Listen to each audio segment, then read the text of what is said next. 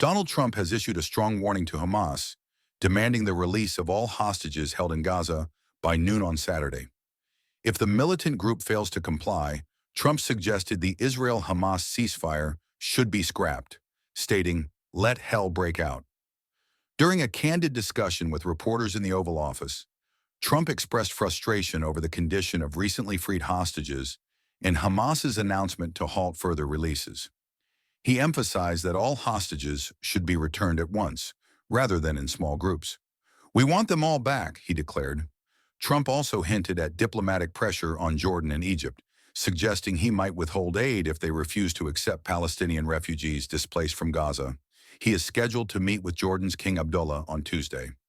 Meanwhile, Hamas official Sami Abu Zuhri responded to Trump's remarks, telling Reuters that the only way to ensure the return of Israeli prisoners is by respecting the ceasefire agreement. Trump must remember that there is an agreement in place that both sides must honor. "Threats will not solve the situation. They only make it more complicated," he stated. The comments also came amid confusion surrounding Trump's suggestion that the U.S. might take control of Gaza once the conflict ends. He stated that under his plan to redevelop Gaza, Palestinians would not have the right to return to the enclave, contradicting earlier statements from his own officials, who had suggested that their relocation would only be temporary.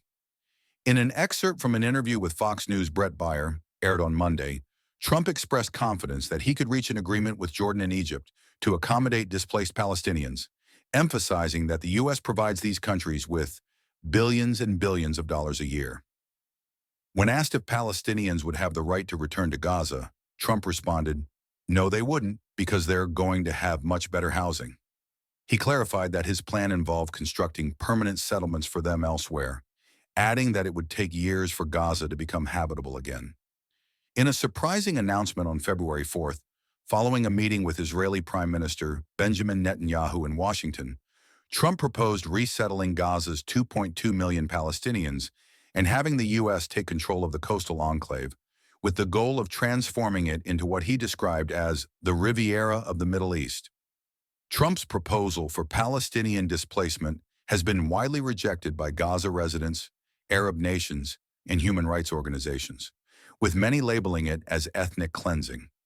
Senior Hamas official Sami Abu Zuhri denounced Trump's statement, calling it irresponsible. "We affirm that such plans have the potential to ignite the region," he told Reuters on Monday. Netanyahu, who welcomed Trump's redevelopment idea, appeared to contradict him regarding the return of displaced Palestinians, stating, "They can leave, they can then come back, they can relocate and come back, but you have to rebuild Gaza." Meanwhile, U.S. Secretary of State Marco Rubio, who is set to embark on his first official visit to the Middle East later this week, stated on Thursday that Palestinians would need to live somewhere else in the interim, while reconstruction efforts were underway. However, he did not explicitly rule out the possibility of their permanent relocation.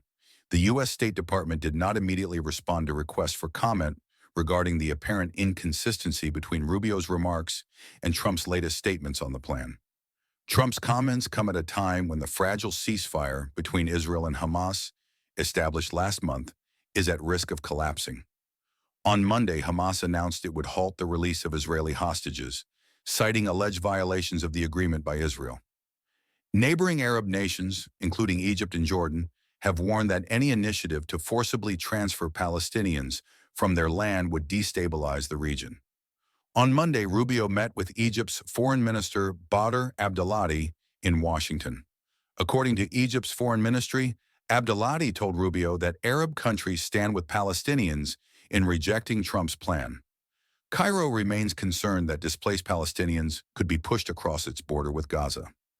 During his Fox News interview, Trump suggested creating 2 to 6 new communities for the displaced population, a little bit away from where they are, where all of this danger is. "I would own this. Think of it as a real estate development for the future. It would be a beautiful piece of land. No big money spent," he added.